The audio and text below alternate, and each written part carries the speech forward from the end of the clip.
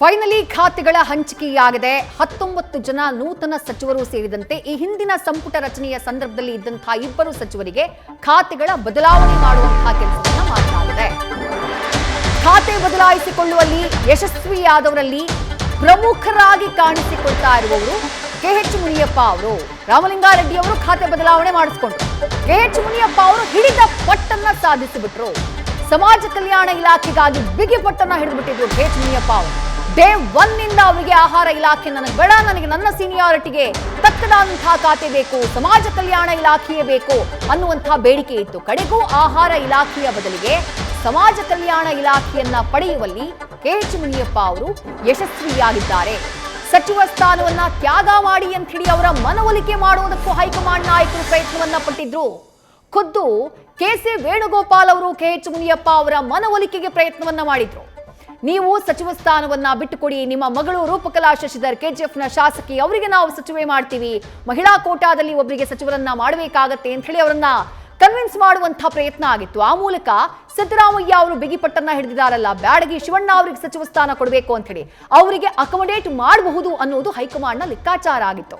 ಆದ್ರೆ ಕೆಎಚ್ ಮುನಿಯಪ್ಪ ಅವರು ಇಲ್ಲ, ನಾನೇ ಸಚಿವನಾಗಿರ್ತೀನಿ ಅಂತ ಹೇಳಿ ಸ್ಪಷ್ಟ ಮಾತುಗಳಿಂದ ಹೇಳ್ಬಿಟ್ರು.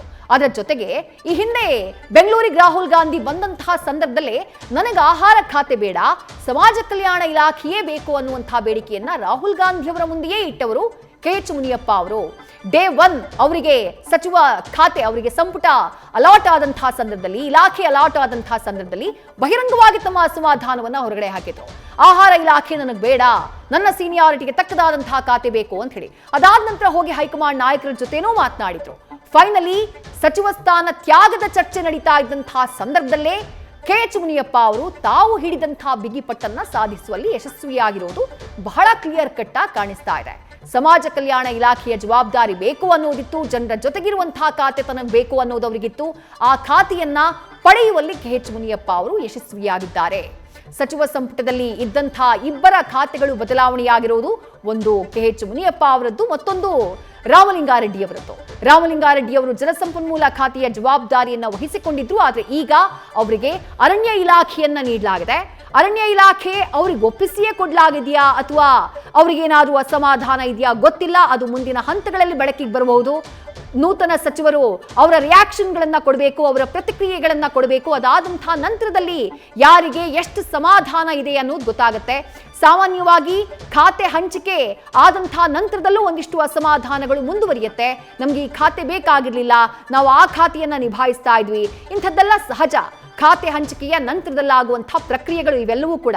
ಆದರೆ ಈಗ ಖಾತೆ ಹಂಚಿಕೆಯ ಬಗ್ಗೆ ಚರ್ಚೆಯನ್ನ ಮಾಡುವುದಕ್ಕೆ, ಅಸಮಾಧಾನವನ್ನ ವ್ಯಕ್ತಪಡಿಸುವುದಕ್ಕೆ ಸಮಯ ಇದೆಯಾ ಅನ್ನೋದು ಪ್ರಶ್ನೆ. ಅಧಿವೇಶನ ನಾಳೆಯಿಂದಲೇ ಆರಂಭ ಆಗ್ತಾ ಇದೆ.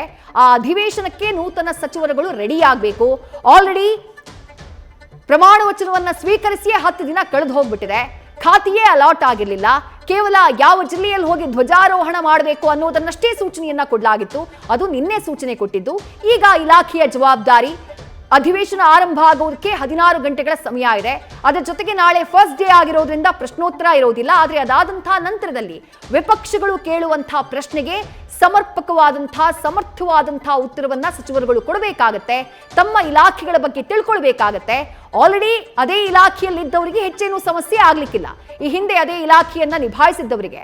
ಆದ್ರೆ ಹಲವರು ಫಸ್ಟ್ ಟೈಮ್ ಸಚಿವರಾಗಿದ್ದಾರೆ ಈ ಸಂಪುಟದಲ್ಲಿ. ಆ 7-8 ಜನ ಆದ್ರೂ ಇದ್ದಾರೆ. ಅವರೆಲ್ಲ ಯಾವ ರೀತಿ ಮ್ಯಾನೇಜ್ ಮಾಡ್ತಾರೆ, ಇಲಾಖೆಗಳ ಬಗ್ಗೆ ಯಾವ ರೀತಿ ಮಾಹಿತಿಯನ್ನ ಕಲೆ ಹಾಕ್ತಾರೆ, ಇವೆಲ್ಲವೂ ಕೂಡ ಸದ್ಯಕ್ಕೆ ಇರುವಂತಹ ಕುತೂಹಲ.